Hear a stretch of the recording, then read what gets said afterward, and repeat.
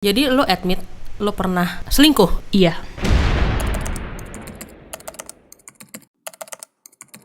Welcome to The 30 Talk. Gue Raras Dan gue Tera. Kali ini kita sudah ada di episode kedua podcast kita. Yeay. Sebelumnya kita mau say thank you dulu nih untuk teman-teman yang sudah subscribe, yang sudah like, yang sudah comment, yang sudah share, dan juga of course yang udah nonton di episode pertama. Terima kasih ya. Lanjut kita ke episode kedua yang kayaknya udah mulai ditunggu-tunggu nih. Kelanjutan soal seri batal menikah. Kok bisa? Di episode pertama kita ngomongin alasan-alasan orang membatalkan menikah karena faktor dari internal atau faktor dari diri sendiri. Diri mereka sendiri, betul. Kali ini kita mau ngomong soal apa nih? Faktor di luar faktor-faktor internal tadi. Ada banyak faktor sebenarnya. Faktor eksternal bahasanya. Eksternal. Ya. Pihak ketiga kita Pihak ketiga, tapi pihak ketiga tuh nggak melulu tentang orang, tapi banyak yang tidak berwujud. Makhluk halus. Banyak sih ras poinnya. Kita bahas satu-satu ya. Menurut lo, apa faktor eksternal pertama yang membuat orang memutuskan untuk membatalkan atau menghentikan relationship mereka? Restu orang tua kayaknya paling sering diomongin ketika hubungan lo akan lanjut ke tahap yang lebih serius atau pernikahan. Orang tua, restu orang tua tuh. Ini gue tahu sih karena orang tua gue sendiri bisa dibilang cukup picky atau cukup melihat bibit, bebet, bobot. Iya. Tapi orang tua pasti mikirin itu dong, karena kan mereka pasti mau yang terbaik buat anaknya. Itu ada yang dapat restunya gampang, mungkin sudah jodoh. Ada dan juga privilege, kalau mereka dapat restunya gampang mah. Iya. Sebuah privilege, jangan take it for granted. Iya, ada juga yang belum bisa dapetin restu orang tua. Atau ada juga nih, gue sering banget dengar cerita temen-temen yang akhirnya batal menikah karena orang tuanya, antara dua orang tua ini berantem. Aduh. Pernah gak sih ngalamin? Lo ada gak cerita kayak gini? Kan lo udah menikah soalnya nih. Sudah pernah menikah ya? Nggak ada sih, tapi memang lumayan pressure ya. Pressure-nya kencang seperti yang gue ceritain di episode 1 kemarin. Ketika lo naik jenjangnya ya memang pressure-nya nggak cuma ke pasangan nih, tapi memang keluarga juga tegang. Nentuin venue, ya kali aja nggak sependapat. Nentuin catering, ntar mau ada zupasup apa enggak? Itu kan kalau ngomongin soal acara 3 tahun acara 3 jamnya. Padahal cuma 3 jam. Ada nggak sih maksudnya juga omongan soal orang tua yang saya nggak mau kamu sama dia karena dia belum bekerja misalkan, yang alasan-alasan seperti itu kayaknya banyak banget. Tapi gue juga pernah ngalamin sih. Iya, dengan pasangan gue yang gue akhirnya nikah, tapi bukan dilarang, lebih ke gimana kalau nikahnya nanti setelah selesai kuliah, atau kamu belajar dulu sampai selesai baru fokus ke percinta-cintaan ini. Ya ada sih, tapi bukan berarti nggak direstuin, tapi sebenarnya ditunjukin arah yang lebih benar sih gue ngelihatnya gitu. Ini bagus sih, iya, dipas. Mungkin ada juga teman-teman yang mengalami masalah yang sama, isu orang tua, restu orang tua ini kayaknya juga salah satu yang paling utama ya ketika mau ke pernikahan. Gue ada cerita lucu. Tapi nggak berhubungan soal restu mau menikah sih. Ini masih cerita cinta-cinta monyet. Intinya restu boleh berpacaran atau tidak, karena waktu itu masih semester 1 kuliah lah. Jadi bokap gue itu lumayan galak. Dia selalu bilang, kan gue anak perempuan satu-satunya nih, jadi perlakukan anakku seperti aku memperlakukan dia, ibaratnya gitu lah. Nah, kegap lah bahwa si pacar kita itu, mantan ketika itu, nganter jemput kita di perapatan jalan. Tidak jemput di rumah. Maunya bokap tuh kalau jemput ke rumah, pulanginnya ke rumah kayak jelangkung. Anterin ke rumah, jemput di rumah. Ketika itu ke gap dan bokap marah besar. Karena menurut dia itu sikap, itu attitude laki-laki gitu loh terhadap perempuan, bagaimana dia memperlakukan perempuan. Ini usia berapa nih waktu itu? Semester 1 kuliah. Oke. Malamnya dibahas dan gue disuruh mutusin. Saat itu juga. Ya besoknya sih. Gue nurut. Belum ada handphone waktu itu ya? Udah, tapi SMS. Oh iya. Maaf sayang ya. SMS cuma besok kita ketemu ya, baru ngomongnya besoknya gitu. Mungkin SMS-nya dulu SYG, MEF, MF, ya. Pakai bahasa SMS. Bahasa singkat. Ya udah, jadi singkat cerita ya. Itu sebuah contoh aja sih. Kalau kita refleksi kenapa nggak dapat restu, mungkin banyak ya faktornya. gitu. Ini contoh gue dilarang berpacaran, bokap melihat attitude yang tidak seperti yang dia mau. Ya mungkin ketika restu itu tidak datang ke pasangan yang pengen masuk ke jenjang berikutnya, bisa refleksi apa yang terjadi sampai harus diperbaiki supaya akhirnya restu itu turun.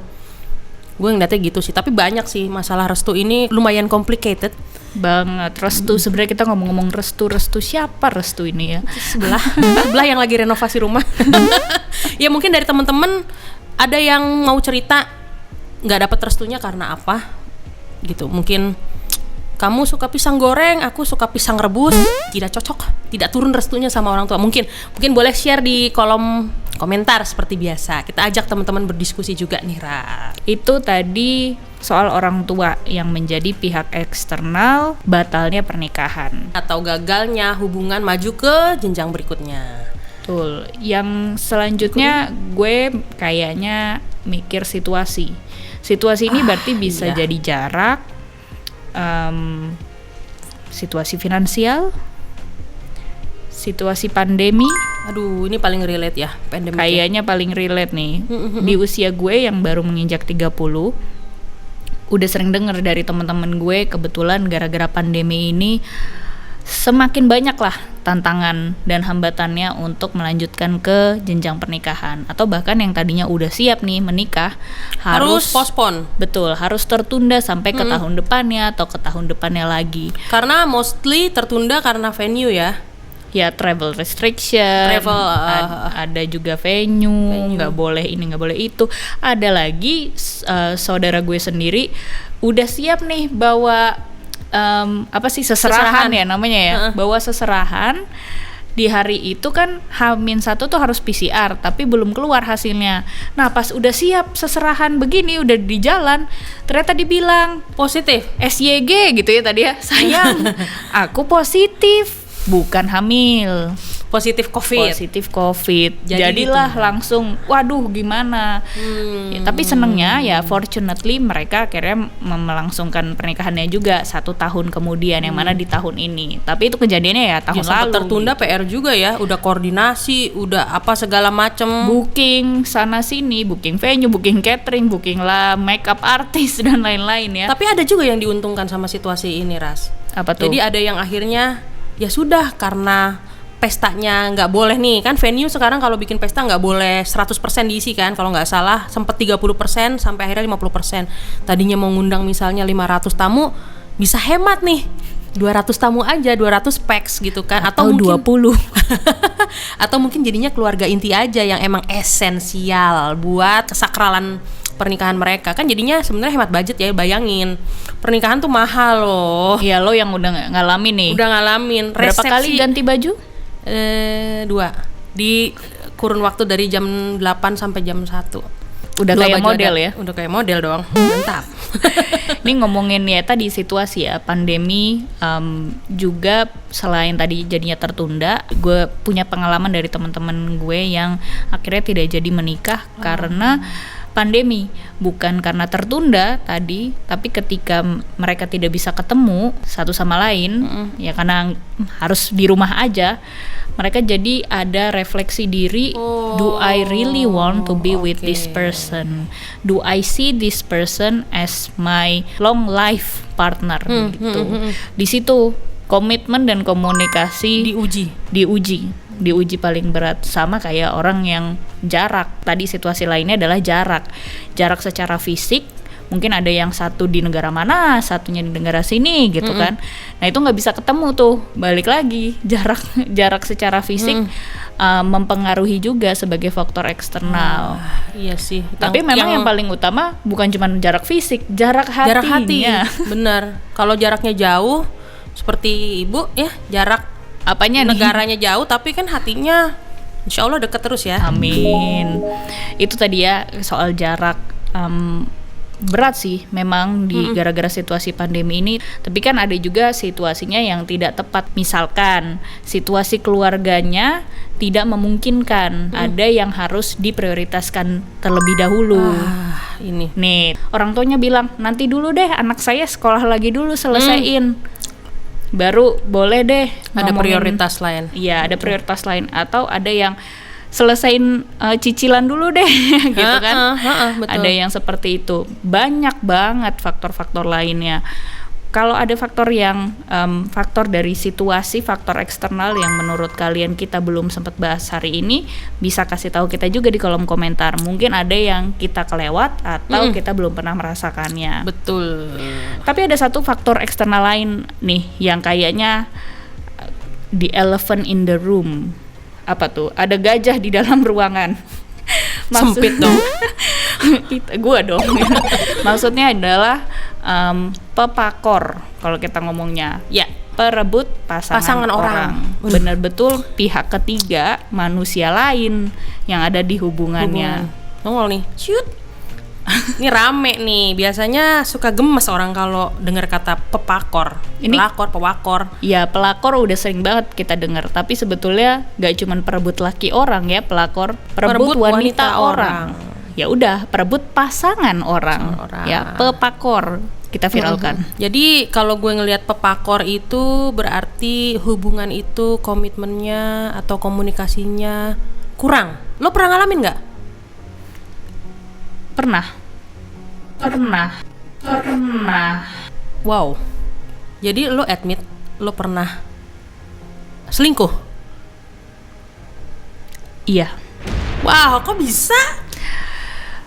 Gue pernah mendambakan sosok lain. Mungkin gue ngomongnya gitu ya. Rumput tetangga lebih hijau. Katanya sih seperti itu, tapi memang menemukan sosok lain yang gue inginkan. Di sini gue bukan pembelaan sih jatuhnya, karena namanya perselingkuhan itu salah. Disclaimer dulu, perselingkuhan itu apapun alasannya salah. Lanjut. Alasan kenapa seseorang itu bisa selingkuh atau mendambakan sosok lain.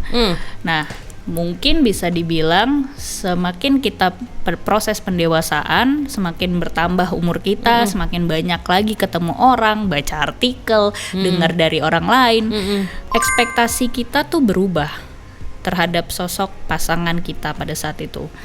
Jadi di saat gue mendambakan sosok orang lain, itu kesalahan terbesar gue dan penyesalan terbesar gue adalah gue tidak mengkomunikasikannya kepada mantan pasangan gue pada saat itu. Dan juga maksudnya tidak mengkomunikasikannya begini, seharusnya gue bisa menghentikan karena sudah tidak cocok, lebih baik dihentikan di awal daripada sudah berlarut-larut gitu loh. Karena ada seorang bijak berkata begini, jangan pernah memulai sesuatu yang baru kalau yang lama itu belum selesai. Ya ibaratnya kalau lo mau punya pacar baru ya jangan selingkuh, tapi putusin dulu pacar yang lama, baru punya pacar baru. Jangan 2 in 1. Seorang bijak berkata begitu. Waduh. Jadi sebenarnya itu implementable banget ya di case lo itu ya. Tapi lo belum dengar kalimat itu soalnya ya. Ya, kebetulan yang ngomong kalimat itu ke gue adalah pasangan gue sekarang. Ngomongin perselingkuhan itu sebenarnya menurut gue gara-gara orangnya tersebut sih. Kalau dari gue ya. Orangnya tersebut siapa nih? Dari yang melakukannya gitu kan. Kalau gue nih, gue bisa ngomong kayak gini karena udah refleksi diri nih di usia gue yang 30-an. Tapi pada saat gue 20-an atau pada saat gue melakukan hal tersebut, itu gue masih playing victim. Itu yang mungkin bedanya salah. Ya. Bedanya ketika itu dan ketika sekarang lo udah self refleksi diri lo ya. Ya, self reflection itu penting sih. Balik lagi kita ngomongin dari episode pertama, It Takes Two to Tango. Di dalam satu hubungan ada 2 orang dan itu harus jelas nih partnershipnya, komunikasinya, komitmennya. Di saat gue masih muda itu ternyata gue mendambakan sosok lain. Ekspektasi gue lebih ke mantan pasangan gue pada saat itu.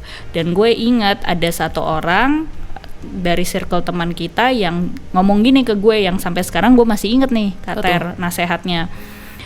Gue kan suka curhat tuh sama dia kan, duh kenapa sih dia tuh nggak bisa kayak gini, kenapa sih dia tuh nggak kayak gitu, kan gue harusnya diginiin, kan gue harusnya digituin. Gue kenal sama mantan pasangan lo ini memang baru sebentar sih Ras, lo harusnya lebih lama kenalnya. Jadi seharusnya lo udah tahu dong kalau memang tabiat dan karakternya si mantan pasangan gue pada saat itu ya seperti itu.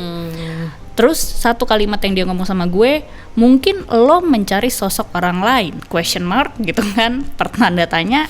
Pada saat dia ngomong dulu lo masih 20-an, masih enggak, maksudnya lo masih kali. denial. Enggak lah gitu. Tapi begitu lo pikir-pikir sekarang kayak iya ya. Ya sejak dia ngomong itu pun gue sampai sekarang masih ingat. Ya mungkin memang benar gue mencari sosok lain karena gue tidak puas gitu. Salah siapa ya? Enggak juga sih, salah dia enggak, salah gue Nah, juga enggak. ini nih yang menurut gue ketika usia 30-an ini kan kita bisa ngeliat sesuatu lebih dari helikopter view ya, dari sudut pandang yang lebih luas gitu. Mungkin ketika itu lo ngerasa ekspektasi lo terhadap pasangan beda. Jadi kayak lo merasa lo korban. Ya lo harus melakukan perselingkuhan itu tapi lo korban. Pernah nggak terpikir itu juga terjadi sama mantan pasangan lo, dia juga punya ekspektasi di diri lo yang tidak tersampaikan gitu loh.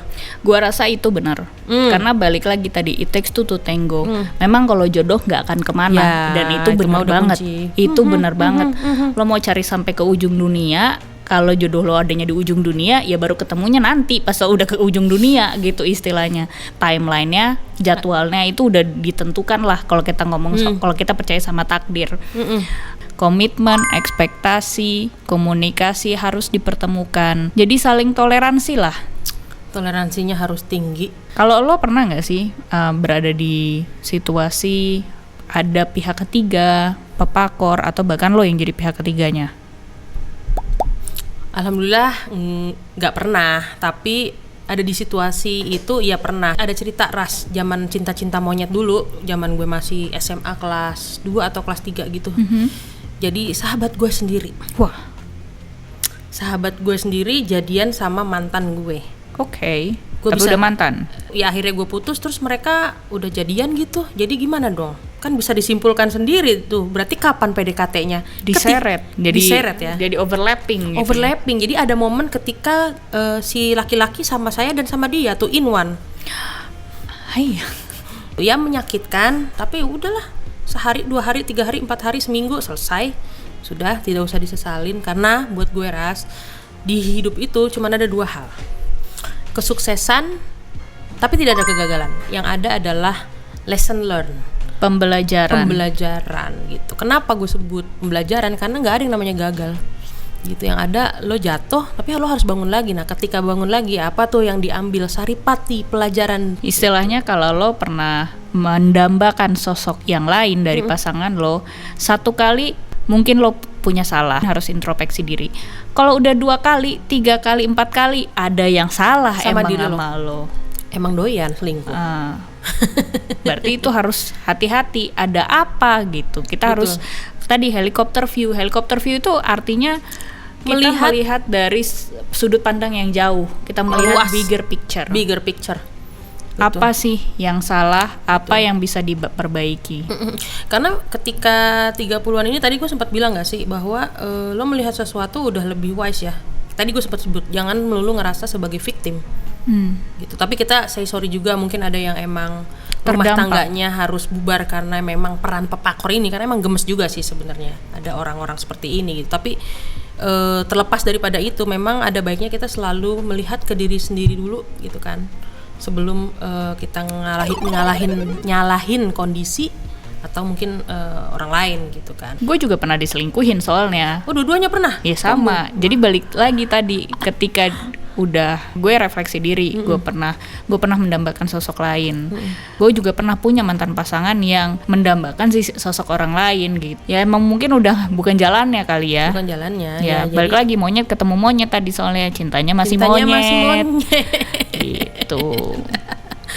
Oke, tadi kita udah sebutin nih Ras, faktor-faktor eksternal apa yang mungkin menjadi penyebab gagalnya pernikahan, bubarnya sebuah hubungan. Kalau gue boleh ulang lagi adalah faktor orang tua, terus ada faktor keadaan saat ini yang mungkin adalah pandemik, terus keadaan jarak, kemudian ada lagi faktor pepakor, perebut pasangan orang. Nah, mungkin dari teman-teman ada faktor lain nih yang belum sempat kita sebutin, monggo di-share di kolom komen gitu. Kita saling share, kita saling tumbuh bareng ya, terutama Tidak boleh judging.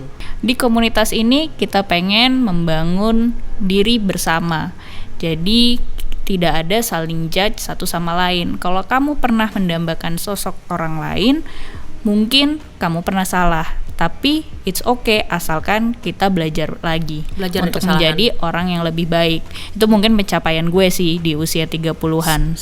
Setuju, kalau gue ini setuju. Gue selalu refleksi supaya gue selalu bilang jadi the best version of me gitu. Jadi versi terbaik diri kita sendiri gitu. Mungkin sekarang belum cukup baik, maka jadilah yang lebih baik lagi, yang lebih baik. Karena lebih baik itu nggak akan pernah berhenti di satu titik, Ras. Akan ada versi-versi terbaik berikutnya. Jadi teruslah cari itu gitu, jangan berhenti gitu. Gue pun melalui platform ini, melalui YouTube channel podcast ini, gue juga pengen terus belajar, memperbaiki diri nih. Gue ngobrol sama lo dan mungkin kita bisa dengar juga ngobrol sama lo di rumah, di layar, di kolom komentar. Itu jadi pembelajaran kita bareng-bareng. Oke, semoga kita bisa selalu tumbuh jadi manusia yang lebih baik. Self growth. Sampai ketemu di episode kita berikutnya. Jangan lupa ya, support kita dengan subscribe, like, share, komen. Sampai jumpa di episode ketiga. Bye.